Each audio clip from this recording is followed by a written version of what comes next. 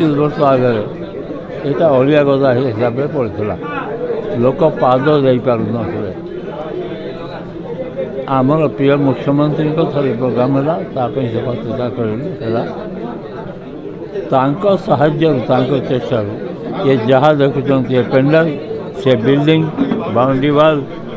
गेटा आम पैसा रही बाकी तक सबू आमर प्रिय मुख्यमंत्री नवीन पट्टनायक अनुदान आम प्रति कृतज्ञ। आपण समस्ते जानते विगत दिन माननीय मुख्यमंत्री श्रीजुक्त नवीन पट्टनायक यही मौलिक मैदान माने कम्युनिटी हॉल तैयारी करने 80 लाख प्रदान करते तत्पर जो यार उन्नतीकरण या हाइट कर उच्च कोटीर जो छात हम से पुणी परिवर्तन करागला परिवर्तन समय पुणी आमर माननीय विधायक संजीव मल्लिक एवं सांसद मंजूधर मंडल चेष्टा फल पुणी माननीय मुख्यमंत्री जाना पाइले ये अंचल निहाती दरकार तेणु से पुणी 1.5 लाख मंजूरी कले एवं से परिप्रेक्षी आज लेआउट दि जाऊँगी से परिप्रेक्षी मु आम अंचल तरफ 14 मुस्लिम जमात तरफ एवं समस्त ये अंचलवासी तरफ माननीय मुख्यमंत्री को धन्यवाद देवी तत्सहित मु विधायक एवं आमर सांसद मान कृतज्ञता ज्ञापन करुच्ची। आज मदना मैदान ठारे जो कम्युनिटी सेंटर लेआउट दिखाई आपण मुझे जनईदे चाहूँगी माननीय मुख्यमंत्री श्री नवीन पट्टनायक महोदय 80 लाख टका देते ये कार्य करने मल्लिक मैदान ठारे परवर्ती अवस्था 14 महला एवं एठिकार स्थानीय बासी मानकर डिमांड जो से कार्य को आहरी त्वरण ये बड़ा आकार कराइला एवं यार हाइट कराइला जेहेतु आप देखुए यहाँ माटीरू जो मेन रोड तले अच्छी एवं लेआउट जो जो फाउंडेशन डिजाइन चेंज होता से बर्तमान 1.85 लाख टंकार कार्यक्रम होची माननीय मुख्यमंत्री आउ 1.5 लाख एडिशनल फंड्स देले आज टोटाल 1.85 लाख टंकार जो मल्लिक मैदान ठारे तार लेआउट दिया एवं एठिकार जो डिमांडा था आज पूरण होती कार्य आम भावुँ 4 मास भर सर यापर एटी जेकोसी कार्यक्रम हो मीटिंग हो कि बाघर हो जहाँ भी हो एटी जो होची एटी आउ टेंटर आवश्यकता नहीं वर्षा दिने सब कार्यक्रम हो पार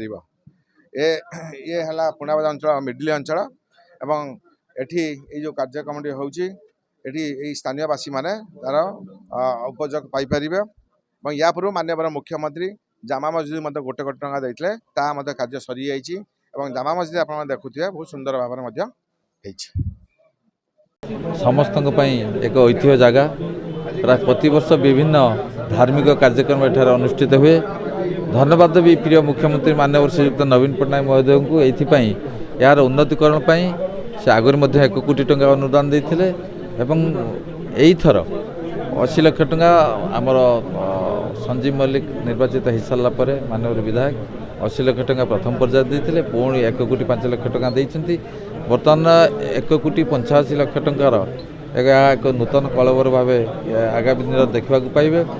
यही मल्लिक मैदान एकदा माननीय मुख्यमंत्री एक विशेष कार्यक्रम ओडिशार एक बड़ प्रकल्प विशेषकर ईस्ट कोस्ट रेलवे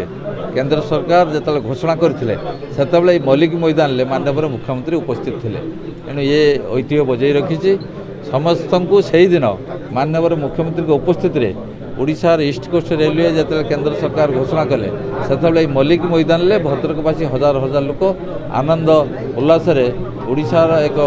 बड़ प्रकल्प जे ईस्ट कोस्ट रेलवे आज खोलिला समस्त आनंद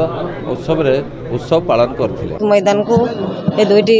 पर्यायर 1.85 लाख टका अनुदान देते ये मल्लिक मैदान किपर भित्तिभूमि विकास हम उन्नतीकरण कर रास्ता जो रोड लेवल को नहीं यार आग को हाइट कर विभिन्न प्रकार कार्यक्रम ये आगामी दिन में अनुष्ठित हम